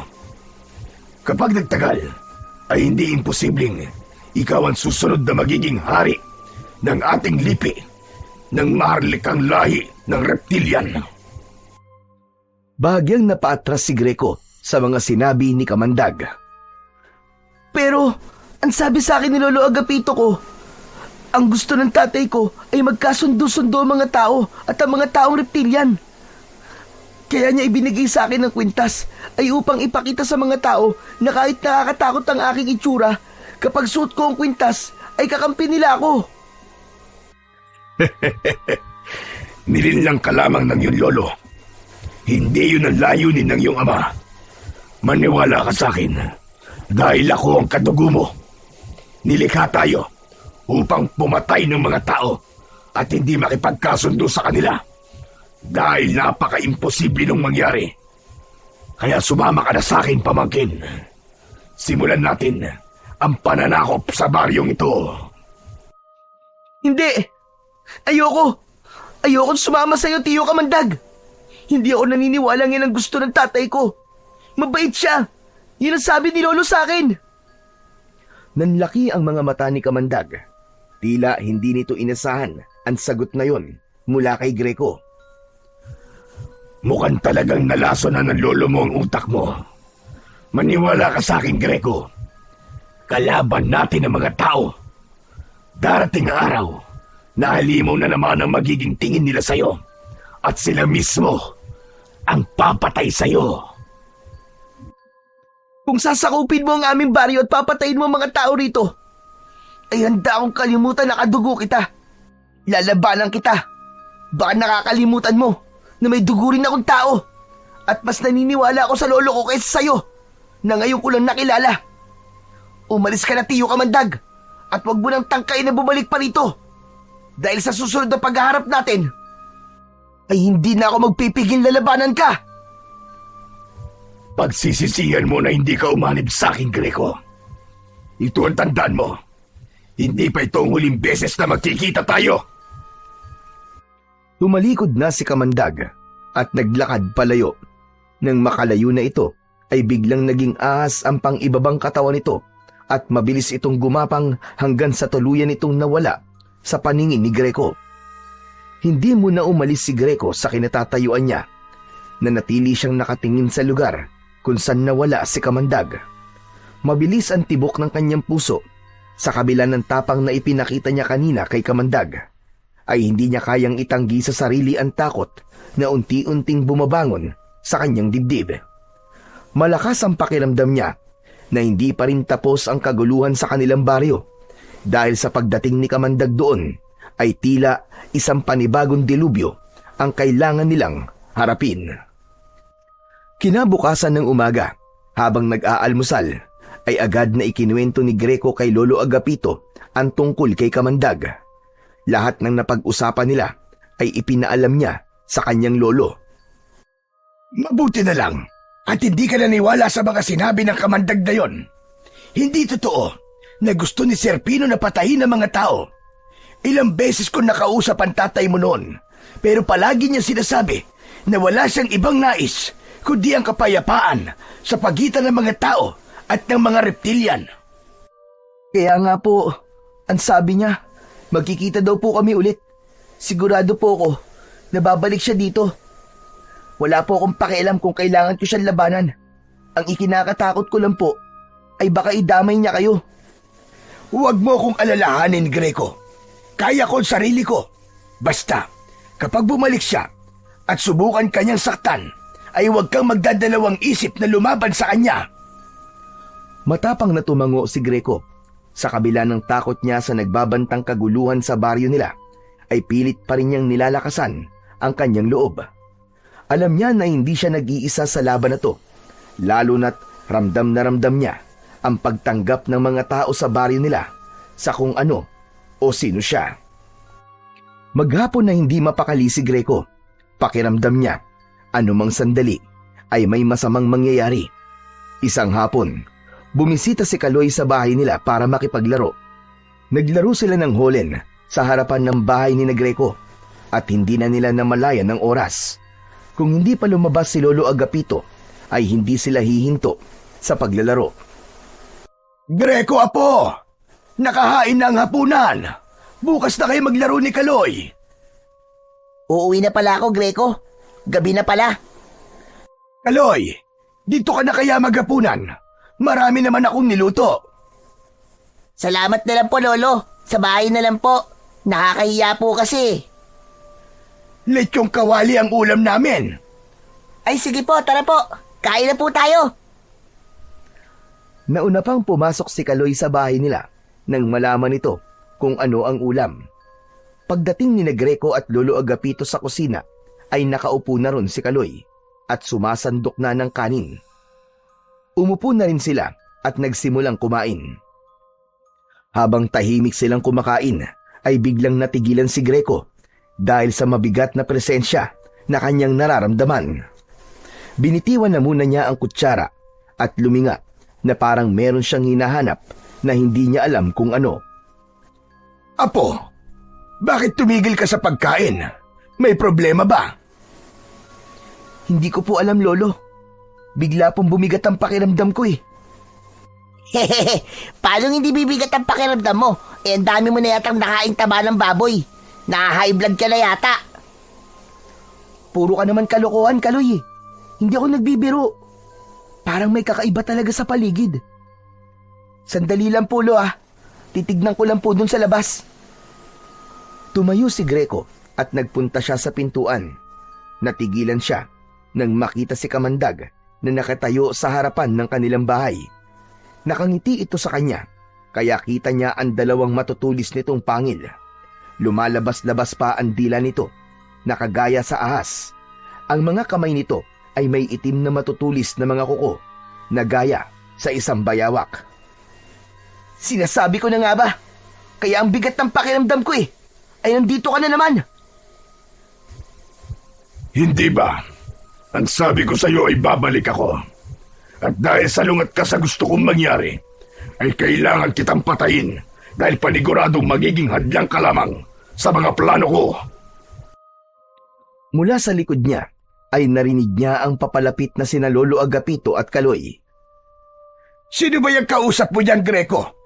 Diyos ko po, anong klaseng nilalang yan? Hala, ang pangit. Parang taong tuko. Lolo, siya po si Tiyo Kamandag. Siya yung naikwento ko sa inyo kaninang umaga. Pakikuha po ang kwintas ko, Lolo. Tatapusin ko na po ito ngayong gabi. Mabilis na kinuha ni Lolo Agapito ang kwintas. Nang maibigay nito yon kay Greco, ay agad niya yung isinuot. Gumapang ang kakaibang enerhiya sa katawan niya, kasabay ng pagbabago ng anyo ng kanyang mga kamay. Lumitaw mula roon ang dalawang ulo ng haring kobra na tila galit na galit.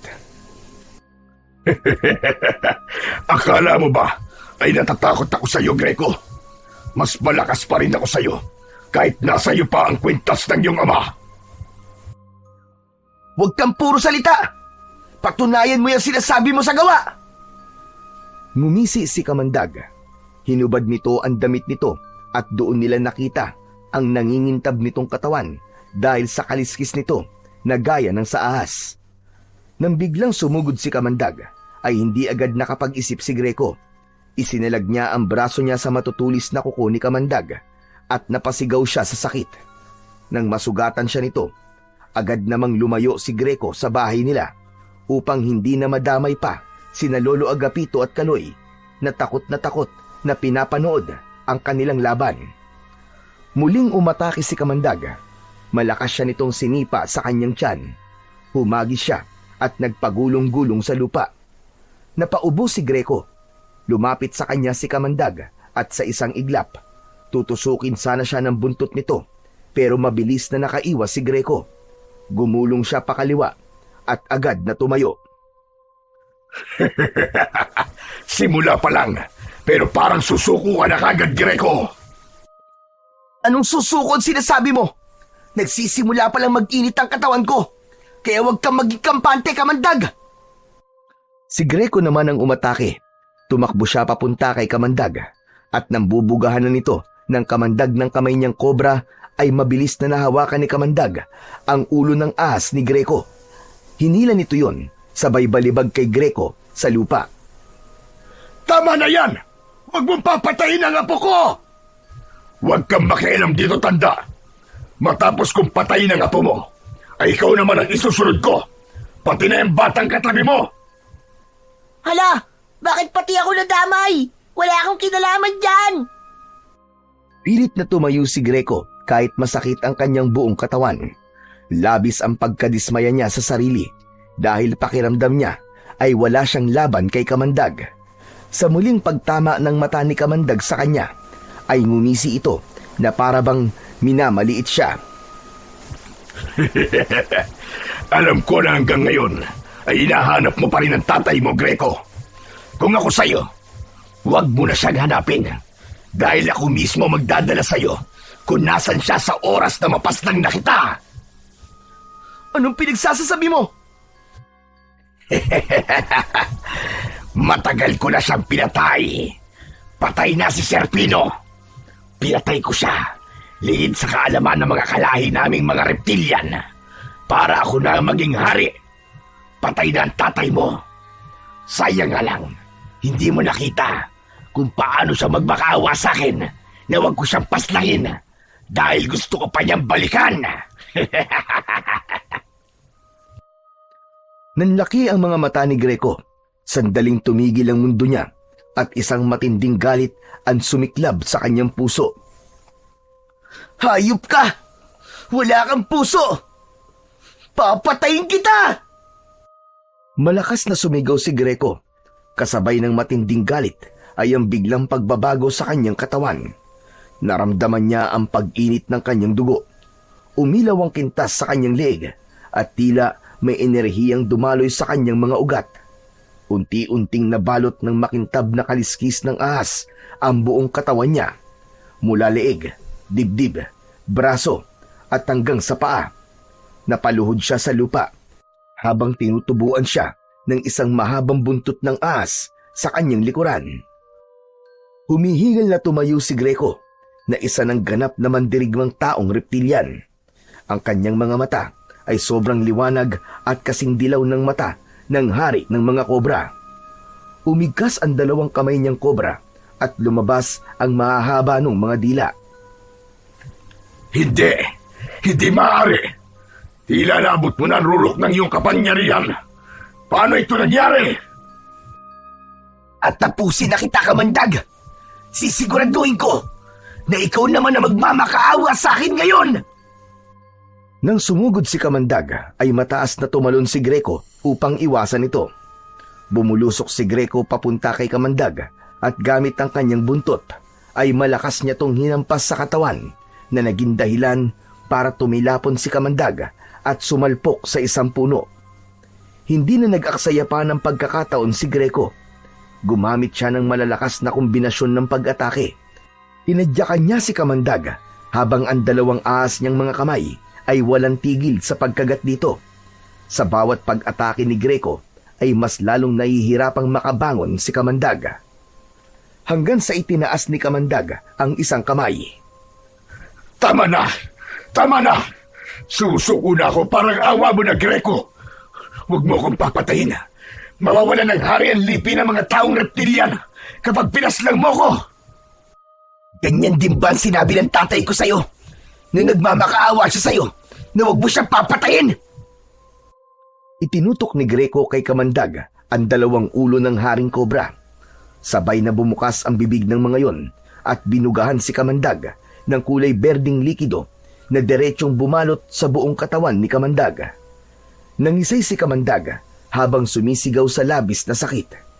Unti-unti itong natunaw hanggang sa halos wala nang natira sa katawan nito. Napayuko si Greco. Ramdam pa rin niya ang init ng kanyang galit. Pero sa wakas ay natapos na ang laban nila ng kanyang tiyuhin na si Kamandag. At siya ang nagwagi. Nang lapitan si Greco, nina Lolo Agapito at Kaloy ay sabay siyang niyakap ng dalawa. Tapos na, Apo! Tapos na! Nagtagumpay ka! Ipinagmamalaki kita, Apo! Tama po kayo, Lo. Hindi ko man po makakasama na si tatay. Ay alam ko pong naipaghiganti ko na po siya. Matapos siyang yakapin ng dalawa, ay hinubad na niya ang kwintas. Bumalik sa normal ang kanyang anyo. At dahil sa mga sugat at pagod sa natapos na laban, ay nawalan ng malay si Greco. Agad naman siyang sinalo ni Lolo Agapito at dinala sa loob ng kanilang bahay upang gamutin. Makalipas ang ilang linggo, matapos mamatay ni Kamandag, ay tuluyan ng nanumbalik ang katahimikan sa baryo ni Greco. Isang araw, dumating ang mga taong reptilian sa bahay ni Greco at inalok sa kanya ang trono ng hari sa kanilang lipi. Ngunit tumanggi si Greco. Mas pinili niyang manatili sa mundo ng mga tao, sa piling ng kanyang lolo at ng mga taong natutong tumanggap sa kanya. Nirespeto ng mga taong reptilian ang kanyang desisyon. Mula noon, naging kakampi na sila ng mga tao sa pagprotekta sa baryo laban sa mga panganib na maaaring bumalik. Alam ni Greco na kung nasaan man ang tatay niya, ay napakasaya nito dahil yun ang kagustuhan nito, ang magkaroon ng pagkakaisa sa pagitan ng mga nilalang ng dalawang mundo. Hanggang sa magbinata si Greco, ay nasa pangangalaga pa rin niya ang kwintas na iniwan sa kanya ni Sir Pino. tahimik siyang namuhay bilang isang ordinaryong binata. Ngunit lagi siyang handa sa oras na muling magbanta ang mga nilalang ng kadiliman sa kanilang baryo.